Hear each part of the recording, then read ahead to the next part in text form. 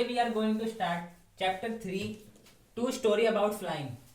So guys, जो ये chapter 3 है ना, इसमें ना दो स्टोरी हैं जिसका आज हम पार्ट सेकंड करेंगे, द ब्लैक एरोप्लेन, जिसके राइटर है फ्रेडरिक फॉर्ड। तो ये पूरी होल स्टोरी है ना हमारी, उसके जो पायलट है ना वो यही है। तो जब ना फ्रेडरिक जो है हमारे स्टोरी के राइटर, वो जब पायलट थे ना, तो उनके साथ ना एक इंसिडेंट हुआ था जो उनके लिए एक मिस्ट्री बन गया।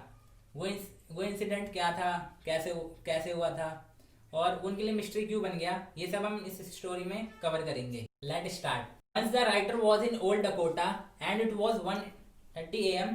He was flying over France and going to England. अब आपको यहाँ पर ये ओल्ड डकोटा देखकर काफी अजीब लग रहा होगा कि ये ओल्ड डकोटा है क्या। तो गाइस ने ये ना उनके ना जो एरोप्लेन था ना उनके एरोप्लेन का ये नाम था ओल्ड डकोटा। उससे ये काफी से ट्रैवल करते थे। तो एक बार ना वो सुबह के 1:30 बजे फ्रांस से ना इंग्लैंड जा रहे होते हैं। वो काफी एक्साइटेड होते हैं अपनी जर्नी को लेकर। वो अपनी जर्नी को एंजॉय भी कर रहे होते हैं। तो ना वो काफी एक्साइटेड होते हैं अपनी फैमिली से मिलने के लिए।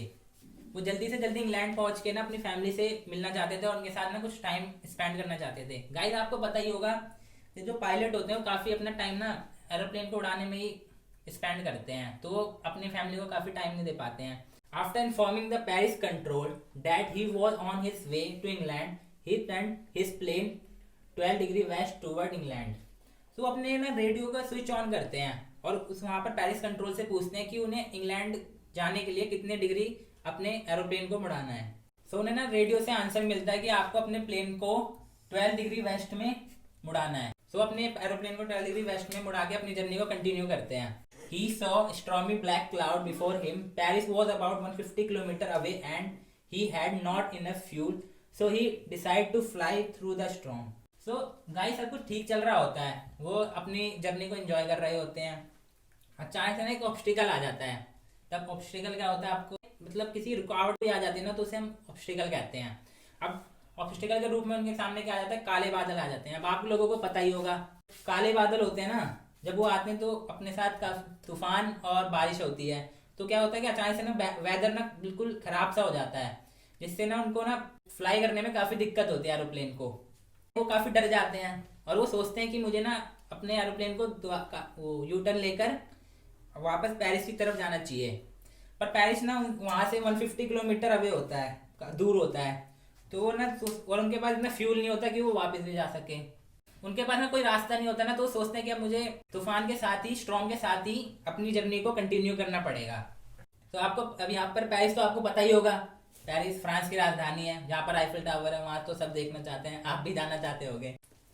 सो गाइस जब वो ना अपनी जर्नी स्ट्रॉम के साथ कंटिन्यू करते हैं ना, तो जब वो तूफान के बीच में आते हैं, in the middle of the storm he could not see anything and all his instrument like compass, radio etcetera stopped working. जैसे गाइस आपको पता ही होगा कि जब स्ट्रॉम आता है तो हर तरफ मतलब अंधेरा सा छा जाता है और बारिश होती है, तूफान आता है तो अंधेरा सा छा जाता है। तो ना ऐसी उनके साथ भी यही हुआ था, राइटर के साथ भी यही हुआ था। तो उनमें ना सब कुछ दिखना बंद हो गया था। उनके जो इंस्ट्रूमेंट थे लाइक कंपास, रेडियो, सबने ना वर्क करना बंद कर दिया था और जो प्लेन उनका था वो अनबैलेंस हो गया था। तो ना अपने कंपास और रेडियो को ना मतलब चलाने की कोशिश करते हैं यूज करने की, पर उनसे कोई आंसर नहीं मिल पाता उन्हें। Suddenly he saw another aeroplane without light. तो ना उन्हें ना एक और एरोप्लेन दिखाई देता है, इसमें कोई लाइट नहीं होती। वो ना उसके पायलट को भी नहीं देख पाते हैं। Its pilot asked him to follow. After half an hour, he came out of the cloud and found a runway for landing. तो जो दूसरे एरोप्लेन का पायलट होता है ना, वो अपना ना हाथ दिखा के इंडिकेट करता है उसे कि उसे वो फॉलो करे। जैसे हम किसी को हाथ दिखा के कहते हैं फॉलो करो हमें, तो उसी तरह ना दूसरा जो पायलट होता है उसे वो हाथ दिखा के अपना उसे कहता है मुझे फॉलो करो, तो उसे वो फॉलो करते हैं। तो करीब आधे घंटे के बाद उन्हें ना एक रनवे दिखाई देता है जहां पर वो अपने एरोप्लेन को लैंड करते हैं उसकी मदद से। तो जैसे आप है या मैं हूँ, कोई सी भी सिचुएशन अगर बाहर आते हैं तो हम अपना टाइम लेते हैं अपनी बॉडी को नॉर्मल होने के लिए। तो इसी तरह ना पायलट भी अपना टाइम लेता है। तो उसके बाद ना वो he wanted to thank the pilot who helped him by no one was there. He went to the control room and asked the woman who was on duty about the pilot. The woman looked at the writer surprisingly laughed on it.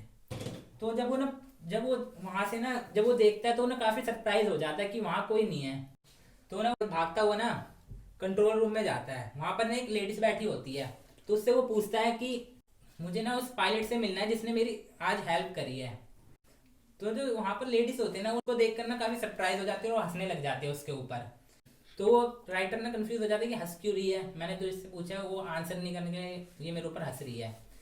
तो वो ladies बोलते हैं कि ना जो हमारे radar पे ना उसी का एरोप्लेन था, मतलब जो राइटर था ना उसी का एरोप्लेन था उसके रडार पे, और किसी का एरोप्लेन नहीं था। तो इस बात को सुन के ना वो काफी सरप्राइज हो जाता है कि उसने तो एक एरोप्लेन को देखा था, उसमें लाइट नहीं थी, उसका पायलट से दिख नहीं रहा था, पर से उसने उसी की मदद से वो इतनी बड़ी तूफान से बाहर आया था और अपनी जान बचाई थी उसने। तो उसके लिए ना एक वो मिस्ट्री बन जाती है, एक क्वेश्चन बन जाता है कि जिसने मुझे हेल्प करी वो मुझे कभी मिला ही नहीं, उसके कभी मिला ही नहीं। बाद में ना उसे रियलाइज होता है कि ना उसकी बस ये इमेजिनेशन थी, ये कोई इसकी हेल्प कर रहा है, ये कुछ नहीं था, बस उसकी इमेजिनेशन थी ये। सो गाइस, इस चैप्टर की एंडिंग यहीं पर होती है। आई होप आपको चैप्टर क्लियर हो गया होगा। गाइस, अगर आपको वीडियो अच्छी लगी है तो like share and subscribe my channel.